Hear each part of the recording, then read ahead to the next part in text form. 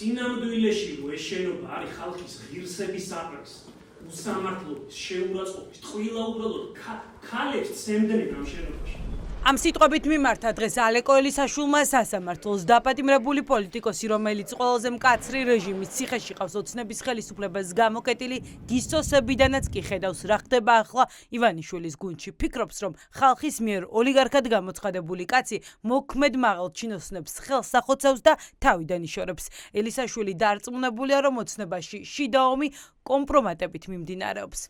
ეხლა ნახავენ ეგ ადამიანები გიძინათ ივანიშვილს არავინ რო არ ადარდებს დედამიწაზე თავისი ოჯახის და თავის უსაფრთხოებს. ციხიდან გაცილებით უკვე ჩანს პროცესი. კობახიძე რო ხარ და ბიძინა ივანიშვილი რო ხარ და ბინარაც. ხო უნდა ნახო რომ რაც არ უნდა გჩაგრო, რაც არ უნდა მოგვერიო, ყოფილა 10 წლეულები გვეროდნენ, მაგრამ საბოლოო ჯამში ვიმარჯვებით ჩვენ.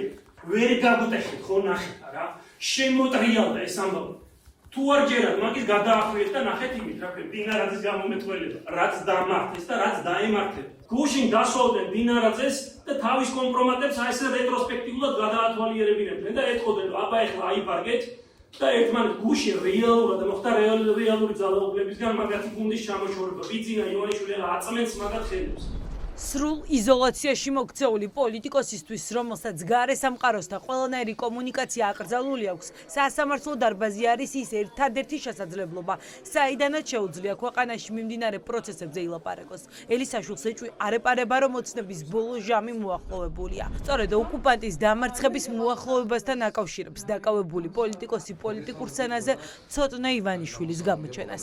ჩვენ ვამარცხებთ აქ რუსებსაც, ივანიშვილსაც და რასაკეთებს ივანიშვილი 2 წელია იმ უფლისწულმა ვერ დაინახა აქ რო ხალხს შეგრავენ 2 წელია ვერ დაინახა იმა რა ქვია ცოტნე რა ქვია ივანიშვილმა დიალოგი ეხლა გაახსენდა და აკაც უკი რომ მიუღებელია ეხლა დაინახა თავპირი როა ხალხს დალეწი ივანიშვილი გვეხმარება რომ კარგი ქვეყანა ავაშენოთ მაგრამ ივანიშვილი ვეღარ შეძლებს ამას მაგისთვისაც ერთ იმას დაუჯავშნით კონკას პოლიტიკური პროცესების მიმოხილვის შემდეგ ელისაშვილმა პროკურატურისგან დღეს კონკრეტულ კითხვებზე პასუხები მოითხოვა. დაინტერესდა, რატომ არ ყავთ დაკავებული არც ერთი ძალოვანი, მათ შორის ბრალდებულის იდენტიფიცირებული ზაქარია ჩოხელი. ის რომ ზაქარია ჩოხელი იყო, ამაში კიდევ რითი ვარ, ცი დაწუნებული. ერთი რომ Facebook-ი გააუქმა იმ დღესვე, როცა პრესკონფერენცია ხო, თქვი ვინც იყო და მეორე გამომიგზავნა შუამავლები გამომიგზავნა, ერთ-ერთი პოლიციელი მაღალ ჩინოსანი გამომიგზავნა და მითხრა რომ ბიჭებსო რაღაცა შეეშალა.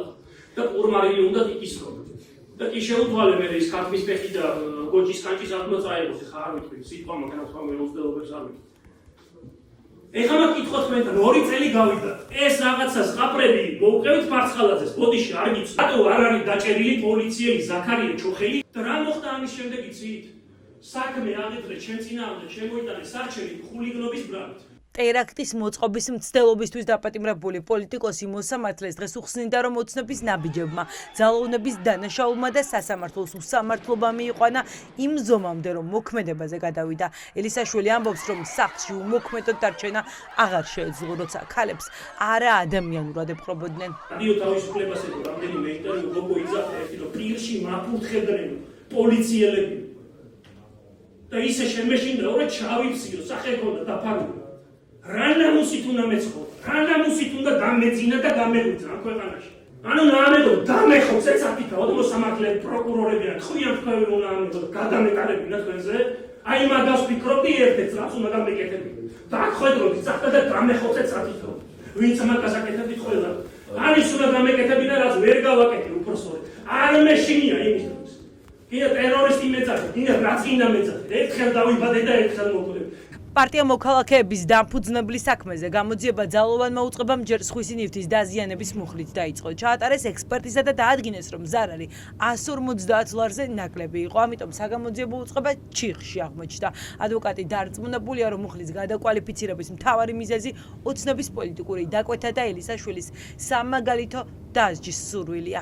პოლიტიკოსების მოწოდების შედეგად, ორკესტრირებული სატელევიზიო სიუჟეტების შედეგად ალეკო ელისაშვილის გვარის გამო გახდა ეს საქმე ტერაქტის საქმე. ჩატარდა ექსპერტიზა და ექსპერტიზამ ცხადყო, რომ იმისაც რომ ქონების დაზიანება იყოს, უნდა არსებობდეს ზიანის ოდენობა მინიმუმ 150 ლარის, ექსპერტიზის დასკვნით ეს ზიანი იყო 110 ლარის, ანუ 150 ლარს არც ამას არ მიუღწევია.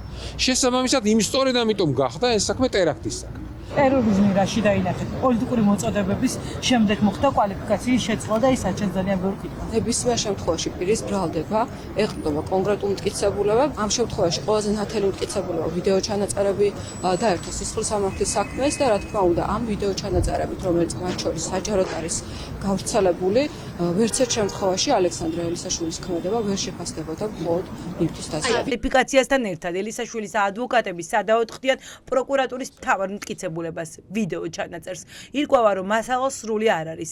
ეს კი ადვოკატებს კითხვებს უჩენთ. ერთი მტკიცებულება არ მიუთითებს, რომ კონკრეტულ იმ დღეს 29 ნოემბერს ჩადენილი არის ტერორისტული აქტი და არც ის გინდება, რომ ეს ალექსანდრე ელისაშვილმა ჩაიდინა. ვიდეო ჩანაწერებშიც არ ჩანს. ნიღბის მოხსნის მომენტში წყდება კადრი. მტკიცებულებები რაც დღეს საქმეში ექსპერტიზის დასკვნები მაგალითად, რომ მაგალითად ფეხსაცმელში არის რაღაცა შუშა, ნაპოვნი. ანუ უყურეთ რა არის მნიშვნელოვანი.